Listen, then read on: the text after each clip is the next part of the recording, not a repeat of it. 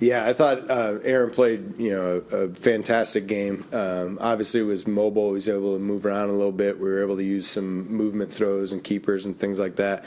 I was really, really proud of the guys for how they won their one-on-ones on the perimeter. I thought G played outstanding. I thought Devontae played well, ran hard after the catch. I thought there was a lot to be proud of. Obviously, the negatives, we had a couple of stalled drives there in the fourth quarter, and a couple of things that really hurt us in the red zone. We got to be able to put sevens up there and reward our team for the hard work of getting down there. So, got to improve those areas, and got to finish the game, victorious to be able to enjoy all the fruits of our labor. How do you get more of the performance that you saw more in the first half than what you saw probably in the second 30 minutes? Yeah, I think we came out of halftime with a touchdown drive, so there was much more consistency. We just need to make the plays that we're afforded the opportunity to make and not shoot ourselves in the foot with some little things, and I think we can be more consistent. Aaron keeps talking about the 30-point mark being a goal. It seems to be a little bit come close, elusive. Is that a topic of conversation each week? Gosh, Rich, it feels like it's getting further and further away every game.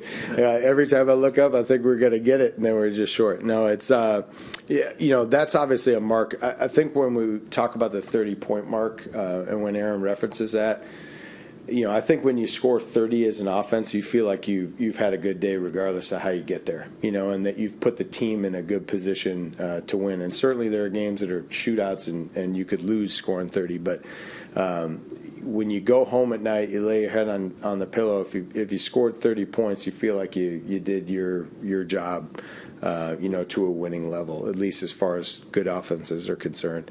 Unfortunately, we haven't hit that mark, and we've been close a couple of times, and we've missed some opportunities that would have put us over that mark.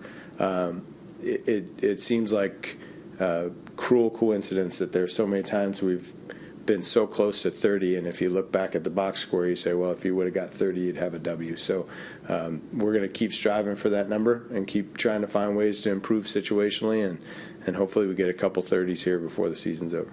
Yeah, we've asked Ruck to get outside of his comfort zone on some things and do some fullback jobs and some heavy lifting at the line of scrimmage, and I think he's put a lot of effort and energy into trying to get better at those techniques, and I think he's grown in some areas. I think he would agree that there's some areas that he can keep improving on, which is true for all of us, myself included. But he is part of the fabric of this offense. He shows up every day with a great attitude. He's a great teammate. He's willing to do anything we ask him to do. Like all of us, I'm sure there are plays that he wishes he had back. Calls I wish I had back. Meetings we wish we had back. But ultimately, I'm really fortunate to work with him every day. Honestly, I won't say that it's changed too much. We know that it's been a tough year most of the year, and so when we've gotten inside these four walls, it's really been a focus on a collaborative effort and the relationships that we have together. And the results haven't been there, but the relationships have. And those will continue to sustain regardless of what our record is or whether we're playoff eligible or not.